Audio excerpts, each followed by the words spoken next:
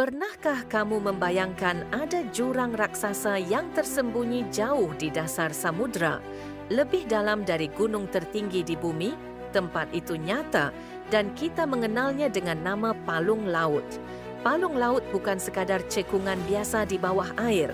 Ia adalah struktur geologi yang terbentuk dari mekanisme tektonik yang sangat rumit dan berlangsung selama jutaan tahun. Bumi kita tersusun dari beberapa lapisan, yaitu inti, mantel, dan kerak.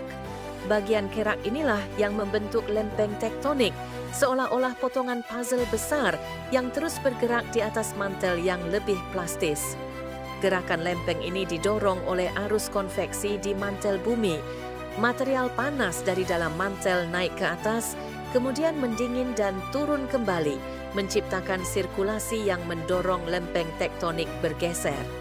Ketika dua lempeng bertemu, bisa terjadi beberapa skenario. Salah satunya adalah subduksi, yaitu saat lempeng samudra yang lebih padat terdorong masuk ke bawah lempeng lain. Dari sinilah awal terbentuknya palung laut. Palung laut biasanya terbentuk di tepi benua atau di zona pertemuan antara dua lempeng samudra. Lempeng samudra yang lebih tua dan lebih berat akan menukik ke bawah lempeng yang lebih muda atau lebih ringan. Proses menukiknya lempeng ini tidak instan. Ia bergerak hanya beberapa sentimeter per tahun, tapi dalam rentang jutaan tahun, pergerakan kecil itu menciptakan lekukan memanjang yang sangat dalam.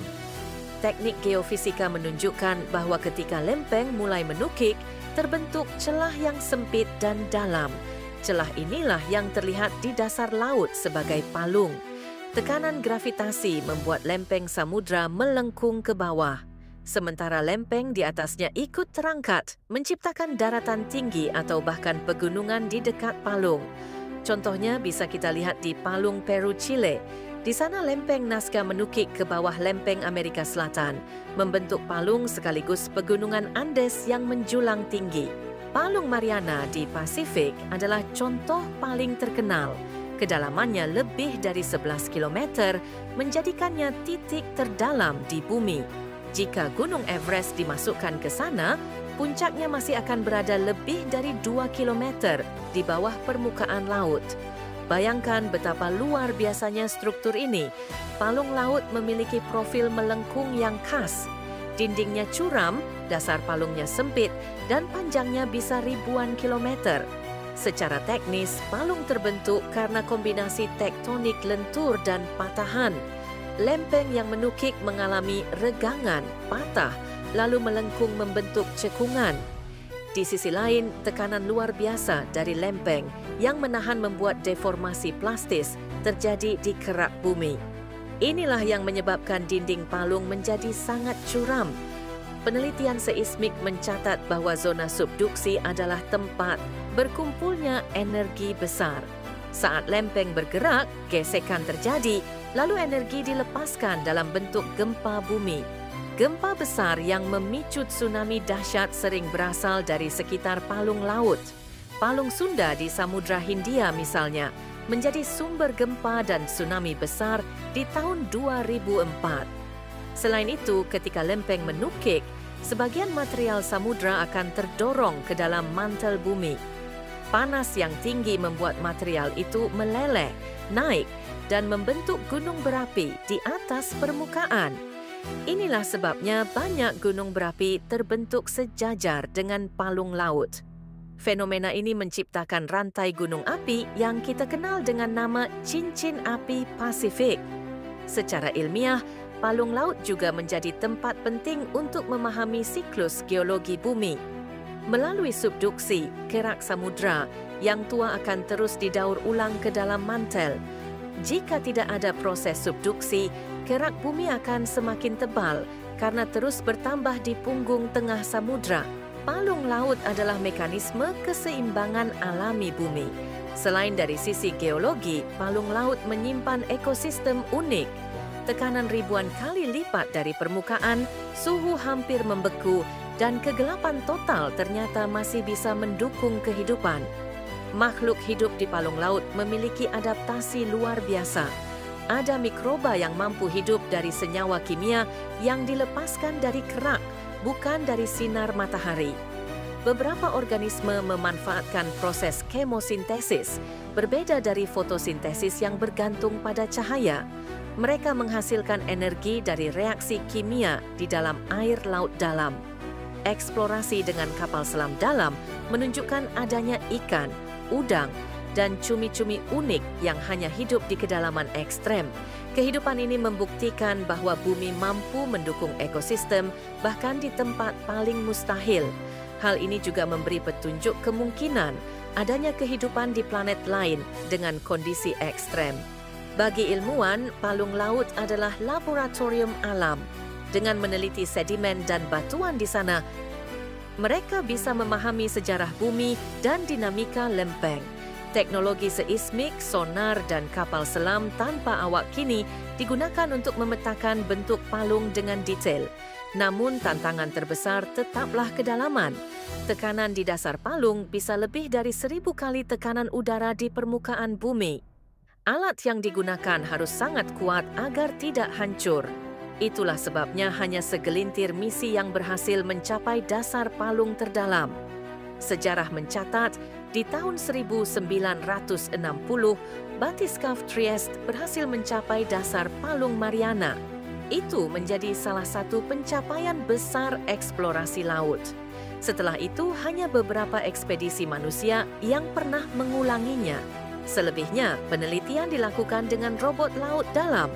Palung laut juga menyimpan mineral dan sumber daya yang penting, seperti metanahidrat dan logam mulia.